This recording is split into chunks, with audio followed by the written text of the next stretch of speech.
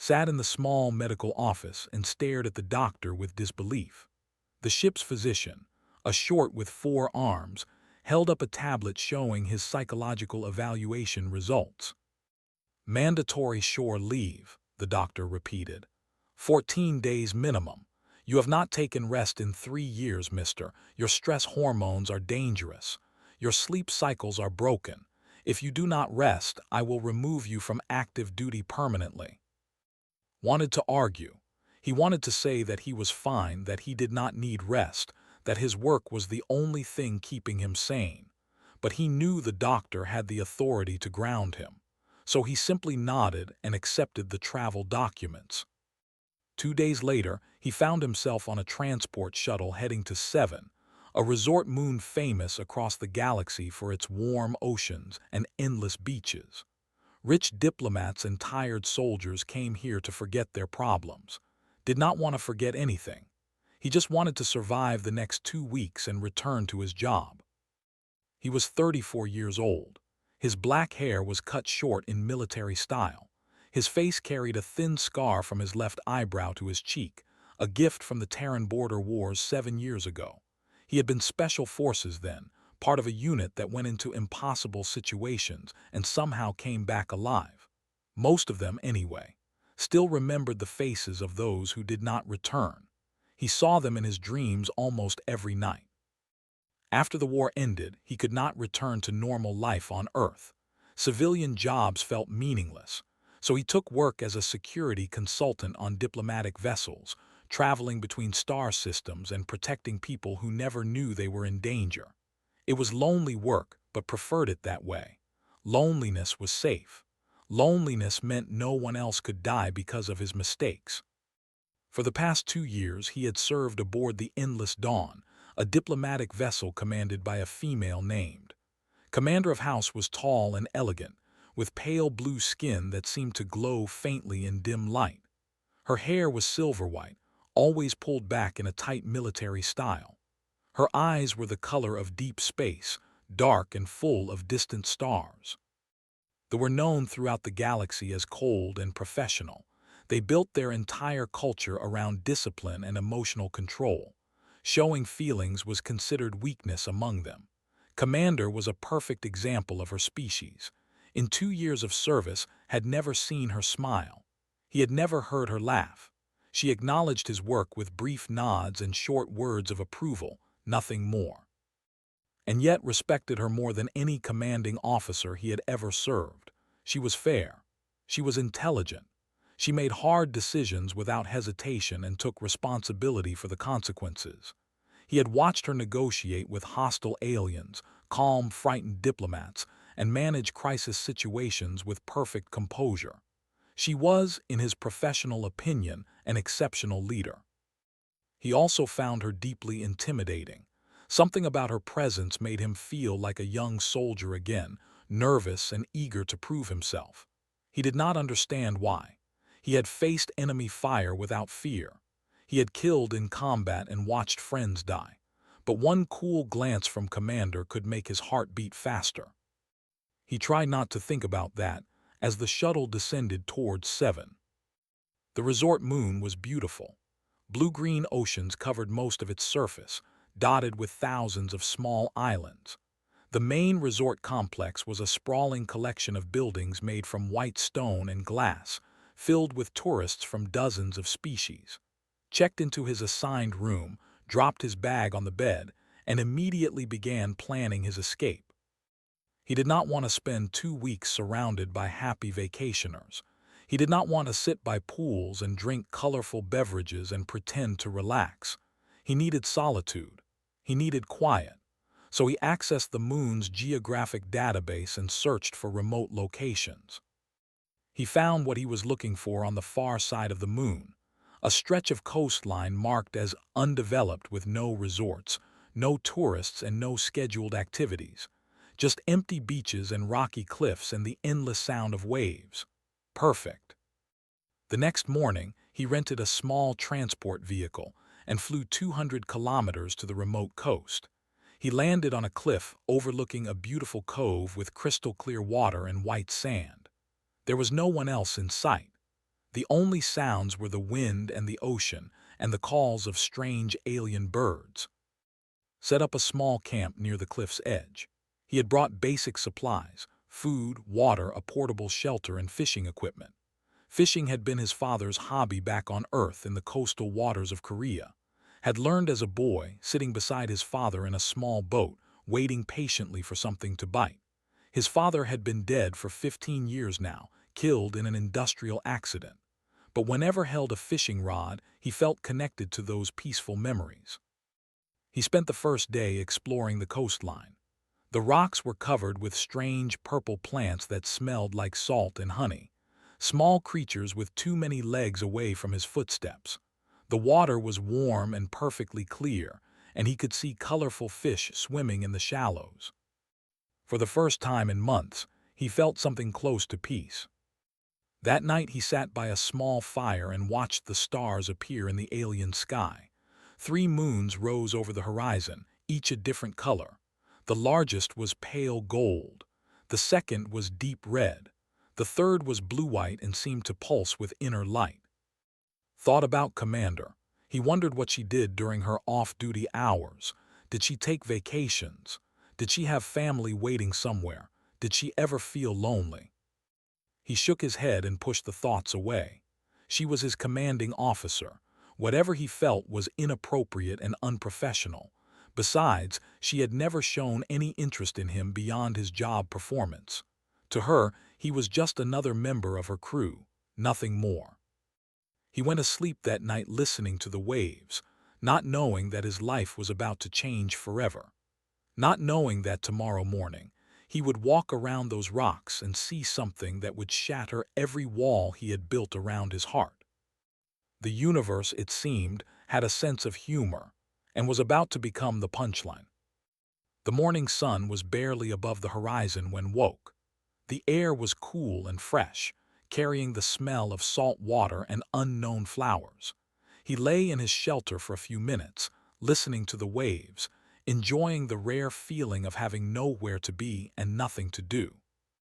Then he remembered the fishing equipment he had brought. There was a rocky area about half a kilometer down the coast that looked perfect for catching the large silver fish he had seen in the water yesterday. He dressed quickly in simple clothes, grabbed his gear, and began walking along the shoreline. The morning was quiet and beautiful. Golden light spread across the water like liquid fire. Small waves rolled onto the sand with a gentle rhythm. Felt his shoulders relax for the first time in years. Maybe the doctor was right. Maybe he did need this rest. He followed the curve of the beach until he reached the rocky outcrop. Large black stones rose from the sand like the bones of some ancient creature. Tide pools filled the gaps between them, full of tiny creatures and colorful plants. Climbed carefully over the wet rocks, looking for the perfect spot to cast his line. He rounded a large boulder and stopped. His brain needed several seconds to understand what his eyes were seeing. At first, he thought it was a statue, some kind of art installation left by previous visitors. But then the statue moved and his heart stopped beating. Commander stood in the shallow water about 20 meters away. She was facing the horizon, watching the sunrise, completely unaware of his presence. The water reached her waist, and above that she wore nothing at all. Had seen before. He had served alongside them for years, but he had never seen one like this. They were famous for their bioluminescent markings, patterns of light that covered their skin and glowed with inner fire. But these markings were considered deeply private, almost sacred. Every he had ever met kept them hidden beneath high-collared uniforms and formal clothing. To show your markings to another person was an act of extreme intimacy, reserved only for family and lovers. Commander's markings were visible now, and they were breathtaking. Lines of soft blue light traced across her shoulders and down her back like rivers of starlight. Spirals of white and silver decorated her arms, pulsing gently with her heartbeat. The patterns shifted and moved as she breathed, creating an ever-changing display that looked like the night sky come to life. Stood frozen. His military training screamed at him to move. Turn around, walk away, pretend you saw nothing. but his body refused to obey. He could not look away, not because of anything inappropriate, but because what he was seeing was simply too beautiful to process. It was like watching a sunrise or a supernova. The human brain was not designed for such things. 3 heartbeats passed, maybe 4, then Commander turned her head. Their eyes met. The world stopped. Saw her expression change. First there was shock, pure and unfiltered. Her dark eyes went wide. Her lips parted slightly. For one impossible moment, she looked vulnerable in a way he had never imagined she could look. Then came something else. Not anger exactly, but something complicated. Fear, maybe, or exposure. The look of someone whose armor had been stripped away without warning. She did not cover herself. She did not look away. She simply stared at him, and he stared back, and the universe held its breath. His mind raced through options. He should apologize. He should explain. He should say something, anything, to break this terrible silence. But what words could possibly be adequate? In culture, what he had just done might be considered a grave offense. He had invaded her privacy in the most personal way possible. He had seen something that was never meant for his eyes. And she had caught him staring. The moment stretched into eternity, felt sweat forming on his forehead. His heart pounded so hard he could hear it in his ears. Every instinct told him to run, but running would make it worse. Running would be an admission of guilt, a confirmation that he knew he had done something wrong. So instead, he did something that surprised even himself. He bowed, a deep, formal bow of respect and apology, the kind his grandfather had taught him as a child. The kind Koreans used when they had caused great offense and sought forgiveness without expecting it. He held the bow for 3 seconds. Then he straightened, turned around, and walked away. He did not run. He did not hurry. He simply walked, one step at a time, putting distance between himself and the cove. He walked until he rounded the boulder and she was no longer in sight. Then he walked some more, past the tide pools and the black rocks and the purple plants, until he reached his camp. Only then did he allow himself to breathe. His hands were shaking. His whole body was shaking. He sat down on the sand and put his head between his knees, trying to calm his racing heart. What had he done? What had he done? He thought about her face in that moment of recognition. The way her markings had flickered, changing color slightly, responding to her emotions. He thought about her eyes, those deep space eyes, looking at him with an expression he could not name. He had seen his commanding officer in her most private moment. He had witnessed something sacred to her people. And now, whatever professional relationship they had built over 2 years was certainly destroyed. Sat on the beach for a long time, watching the waves and wondering how he would ever face her again. He imagined the formal complaint, the investigation, the end of his career, 2 years of exemplary service destroyed by one wrong turn around a rock. But beneath the fear and shame, another feeling stirred, something he did not want to acknowledge, something that had nothing to do with career or reputation. He could not stop thinking about those markings, those rivers of light flowing across her skin like living art, the way they pulsed with her breath, the way they made her look like a creature from another universe entirely, something beyond human understanding of beauty. He had called her intimidating. He had called her cold and professional. He had been wrong about everything. And now, somehow, he had to figure out what to do next. 2 days passed and nothing happened. No formal complaint arrived. No military police came to arrest him. No message from Commander demanding his resignation. Just silence, endless and terrible silence. Could not decide if the silence was better or worse than punishment. He stayed at his camp, unable to leave but also unable to relax. He tried fishing once but could not focus. He tried sleeping but saw her face every time he closed his eyes. He tried eating but food had no taste. The peace he had felt on his first day was completely gone, replaced by a constant state of anxiety that made his skin feel too tight. On the first night after the incident, he wrote an apology message. He spent 3 hours choosing every word carefully, trying to express his regret without making excuses. When he finished, he read it back and deleted it. The words seemed hollow and insufficient. He wrote another message, then another. By the end of the second day, he had written 17 different apologies. He deleted all of them. What could he possibly say? "I'm sorry I saw you without clothes." That sounded crude and inappropriate. "I apologize for invading your privacy." That felt too formal, too distant. "I didn't mean to stare." That was a lie, and they both knew it. He had stared. For several seconds he had stared, and she had seen him doing it. During those 2 days of waiting, found himself thinking about his past, the border wars, the friends who died, the decisions that haunted him still. He remembered Park, his best friend since basic training, had been the funniest person ever knew, always telling jokes even in the worst situations. They had promised to open a restaurant together after the war, a small place on the Korean coast serving fresh fish and cold beer.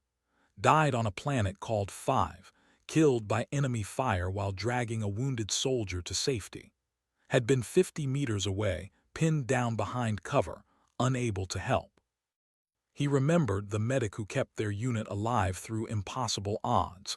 She had small hands and a gentle voice and eyes that could see through any lie. She died 2 weeks before the war ended, killed by a bomb that should have killed instead. He had stepped away from the vehicle to check the map. She had taken his seat. The explosion left nothing to bury.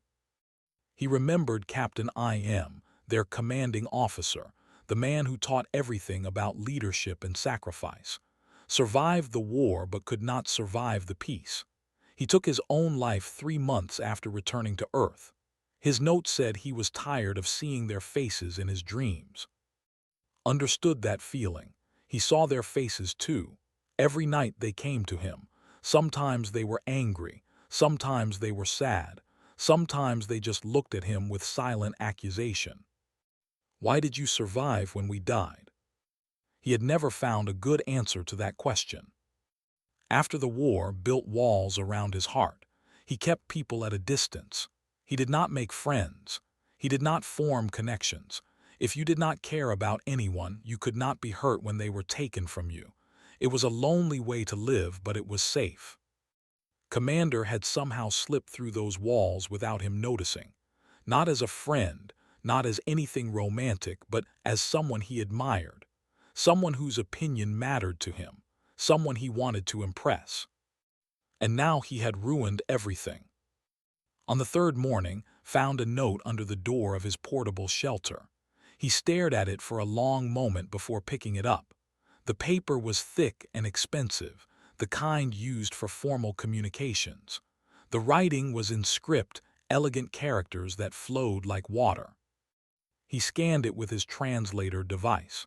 The message was simple, a set of geographic coordinates and a time, nothing else. No signature, no explanation. The coordinates pointed to a cliff overlook about 1 kilometer from his camp. The time was sunset, approximately 6 hours away. His first instinct was to ignore it. Whatever waited for him at those coordinates could not be good. At best, it would be an uncomfortable conversation. At worst, it might be some kind of formal disciplinary action. Maybe she wanted witnesses present when she officially reprimanded him. But ignoring the message felt cowardly. Whatever consequences he faced, he deserved them. Running away would only make things worse. So he waited. He watched the sun move across the sky. He tried to prepare himself for what was coming. When the time approached, he changed into clean clothes and walked to the cliff. The overlook was beautiful. A flat stone platform jutted out over the ocean, offering a perfect view of the sunset. The sky was turning orange and pink, and the 3 moons were already visible near the horizon. Commander was waiting for him. She was sitting on the edge of the cliff, her legs dangling over the drop. She wore civilian clothes, simple and elegant, nothing like her usual uniform. Her silver hair was loose, falling past her shoulders in waves he had never seen before. She looked different, smaller somehow, more real. Approached slowly, his heart pounding. He stopped a few meters away and waited, not knowing what to say. For a long moment, neither of them spoke. They just stood there, watching the sunset, feeling the weight of everything unspoken between them. Then Commander turned to look at him. Her dark eyes studied his face with an expression he could not read. "Sit," she said. Her voice was quieter than usual, less commanding, almost soft.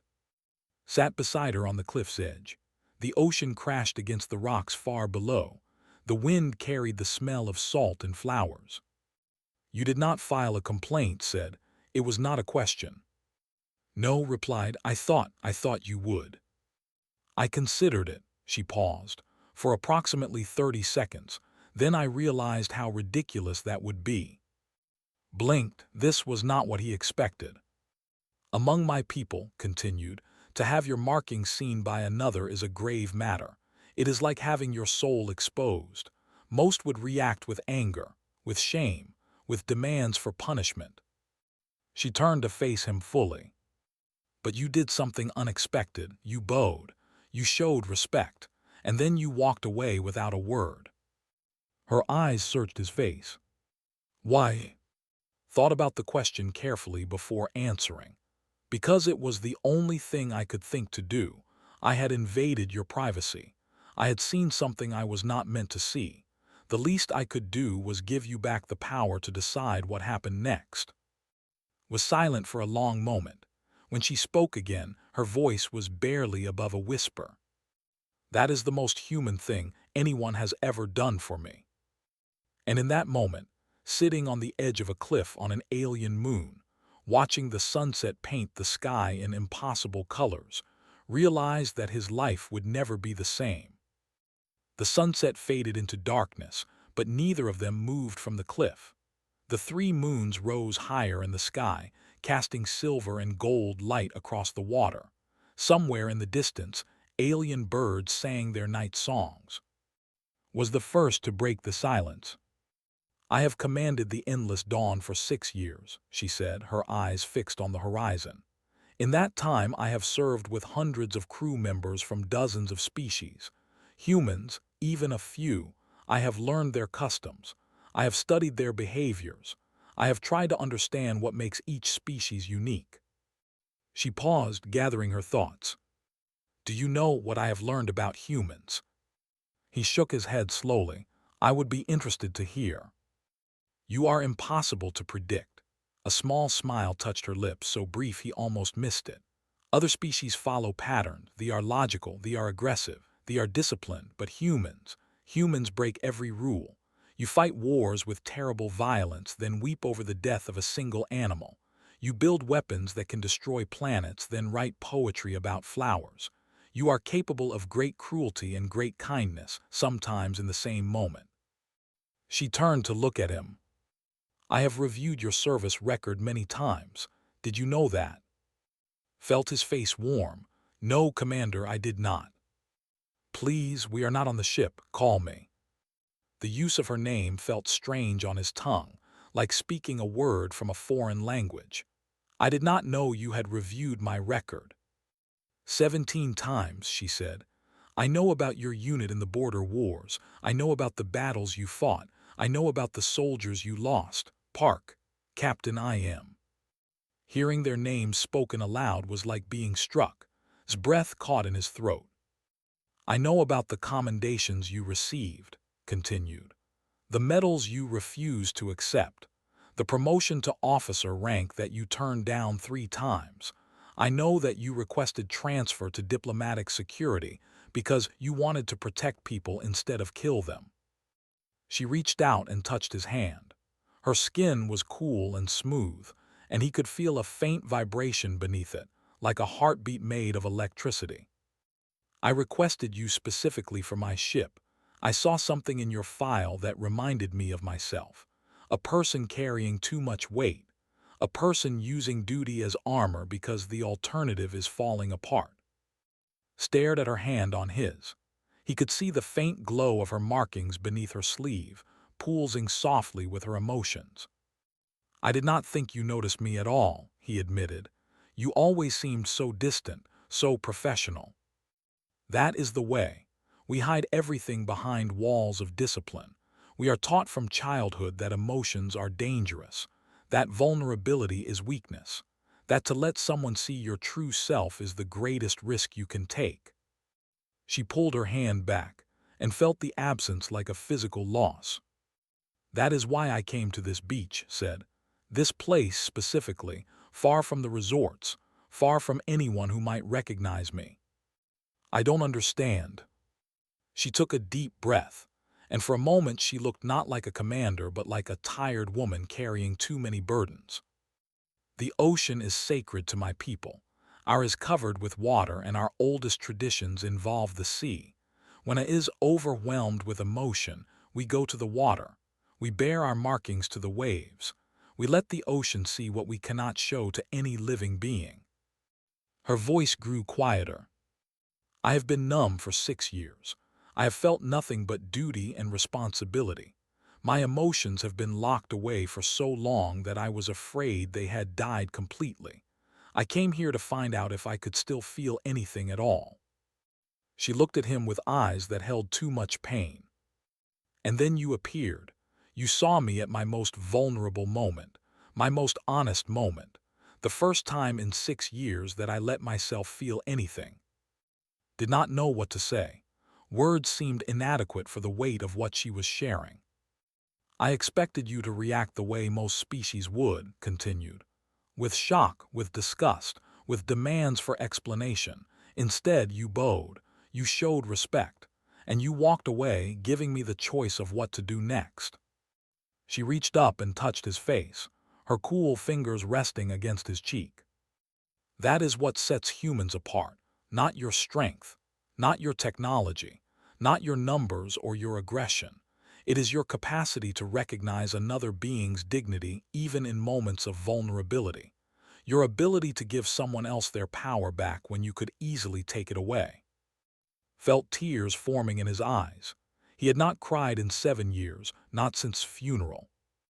"I am not special," he said, his voice rough.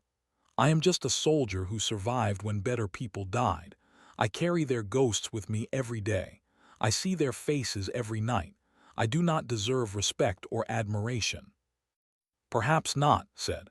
"Perhaps you are just a broken man carrying too much guilt. Perhaps you are using distance and isolation to punish yourself for sins that were never yours to begin with." She leaned closer.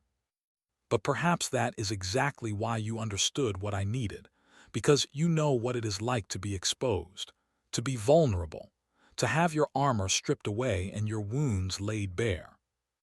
They sat in silence for a long time after that. The moons continued their slow journey across the sky. The waves continued their endless rhythm against the rocks. Eventually, began to talk.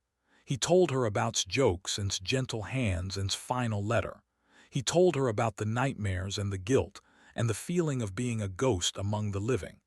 He told her things he had never told anyone, secrets he had locked away in the darkest parts of himself. And listened. She did not judge. She did not offer advice. She simply listened, and sometimes she touched his hand, and sometimes her markings glowed a little brighter beneath her clothes. When he finished, she told him about her own burdens, the weight of command, the loneliness of leadership, the way her people's emotional restraint had left her isolated in ways that no one could understand. She told him about the crew members she had lost, the decisions that haunted her, the fear that she had forgotten how to be anything but a commander. They talked until the moons began to set, and the first light of dawn appeared on the horizon. And somewhere in those hours between the words and the silences, something changed between them. Not romance, not yet, but understanding, connection, the recognition that two wounded souls had found each other in the darkness. It was, realized, the most human thing that could happen, even when one of them was not human at all. The remaining days of shore leave passed differently than expected. He did not spend them alone in his camp, waiting for time to pass. Instead, he spent them with. They walked along the beaches together, sometimes talking, sometimes in comfortable silence. They swam in the warm ocean waters, though always kept her shoulders covered, her markings hidden from casual view. They shared meals at small restaurants in distant villages where no one knew their names or ranks. They watched sunsets from different cliff tops and compared the stars of there. It was not romance. There were no passionate confessions, no dramatic kisses, no promises of eternal love.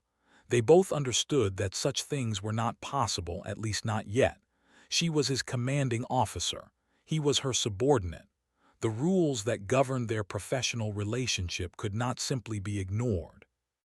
But something was growing between them, something quiet and patient like a seed planted in fertile soil. A foundation being built, one conversation at a time. On their sixth day together, they hiked to a waterfall hidden deep in the island's interior. The water fell from a cliff 50 meters high, creating a pool of mist and rainbows at its base. Strange flowers bloomed along the banks, their petals glowing with bioluminescence similar to markings. "This reminds me of home," said, standing at the edge of the pool. "We have places like this on our world, sacred places where the water carries the light of our ancestors." Stood beside her, watching the rainbows dance in the mist. "It's beautiful." "Yes," she was quiet for a moment. "I want to show you something." She reached up and unfastened the high collar of her shirt, pulling it down to expose her shoulders. Her markings blazed to life, brighter than he had seen before, patterns of blue and silver and white that pulsed with her heartbeat. "This is not an accident this time," she said. "This is a choice. I want you to see." Did not look away. He studied the patterns carefully, reverently, trying to memorize every line and spiral. They were even more beautiful than he remembered, like looking at a galaxy compressed into living skin. "What do they mean?" he asked. "They tell my history. This line here is my birth. This spiral is my academy training. These marks are the ships I have commanded. And this one," she touched a small cluster of stars near her collarbone. "This appeared the night we talked on the cliff. My body marked the moment I let someone truly see me for the first time." Felt his breath catch. "You're saying I'm part of your markings now?" "Yes." She covered her shoulders again, but her eyes remained warm. "Among my people this is significant. Once someone is marked on your skin, they cannot be erased. They are part of you forever." He did not know what to say. The weight of her words pressed against his chest like a physical force. "I do not expect anything from you," continued. "I know the complications of our positions. I know the rules that bind us. But I wanted you to understand that what happened on this moon was not meaningless to me. You changed something. You woke something in me that I thought was dead." They stood together by the waterfall for a long time, watching the mist and the rainbows and the glowing flowers. Eventually, reached out and took his hand. Her markings flickered beneath her sleeve, visible through the thin fabric, pulsing in time with her heartbeat. Squeezed her hand gently and said nothing. Some things did not need words. On the final night before they returned to the ship, they sat together on the same cliff where they had first talked. The 3 moons were all visible, forming a triangle in the sky. The ocean reflected their light like a mirror of stars. "When we return to the endless dawn," said, "I will be your commander again. The walls must go back up. I cannot show favoritism. I cannot let the crew see anything different between us." Nodded, "I understand." "But," she paused, choosing her words carefully, "I am requesting you for permanent assignment to my command staff, not as security, as my advisor. I find that I value your perspective on matters of diplomacy." He turned to look at her. Her face was professional, neutral, but her eyes held something warmer. "You are offering me a promotion."